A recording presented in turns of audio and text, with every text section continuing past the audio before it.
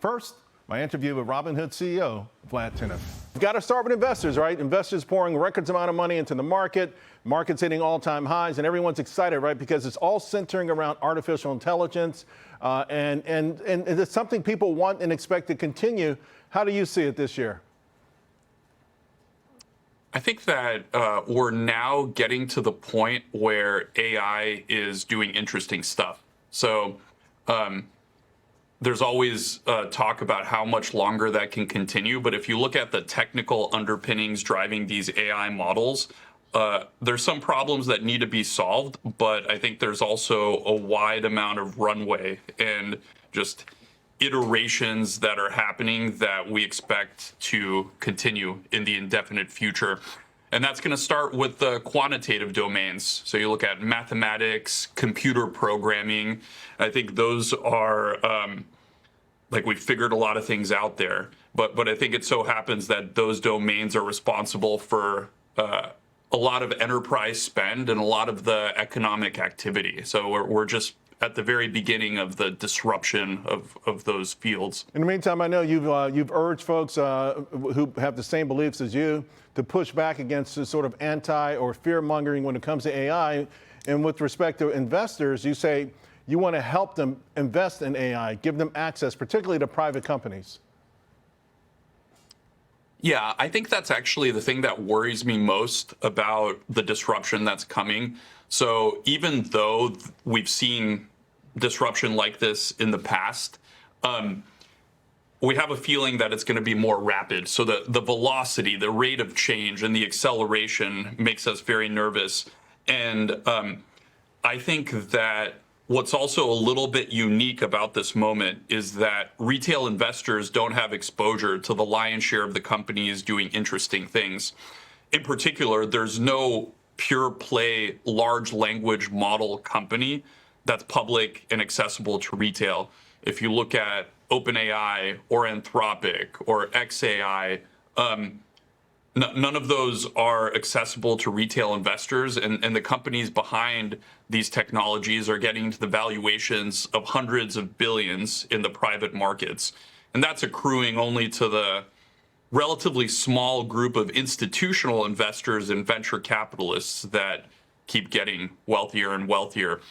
Compare this with crypto, for example. Crypto is the other major technological shift that's happened in the past 10 years. And it kind of started out being available to retail. It was just as easy for a normal person in their basement or garage to get a hold of Bitcoin as it was to an institution. Somewhat easier, you could argue. Right. So now you're at the point where, if there's even the slightest hint of regulatory overreach, there's not just, venture capitalists and institutions fighting against it, but you have like a huge crypto retail army, millions of people that are voting. They're actually like vocal supporters of these technologies and companies. And I don't think you see that with AI. With AI, you have like venture capitalists that invest in the companies and researchers that work there that are defending them.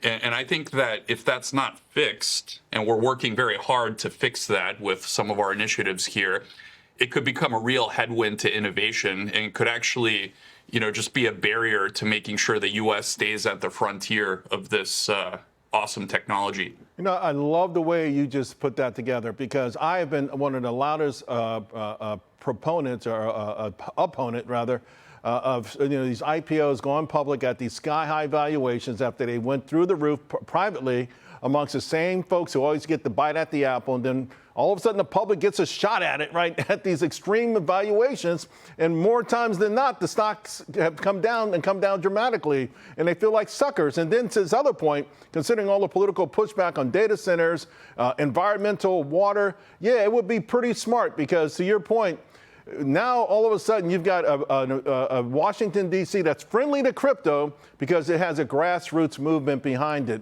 Let me go back to this Harmonic AI. You're an investor in it, mathematical superintelligence. From what I read, the idea is that you want it to be able to surpass human ability with respect to math. We know that will lead to all kinds of breakthroughs. But again, that also invites the anxiety that we've seen about this sort of AI superintelligence and the role of humans once AI eclipses what we can do.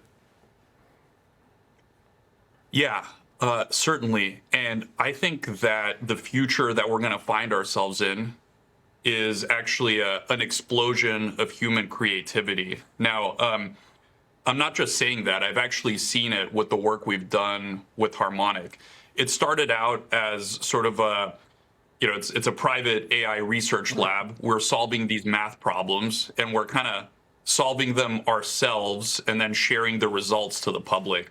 So big result middle of last year was gold medal level performance at the International Math Olympiad, which is the most difficult math competition, most prestigious math competition in the world. So we got a gold medal performance there, but you could sort of imagine we're running our model ourselves and just sharing the results. But then something interesting happened.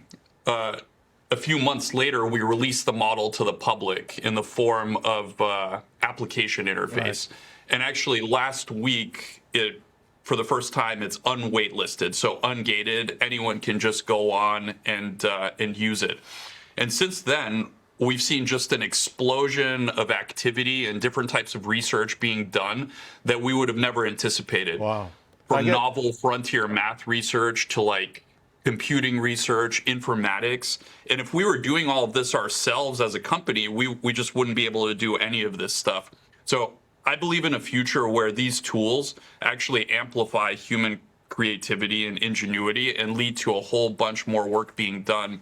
I think there's another world that some people are rightfully concerned about, which is right.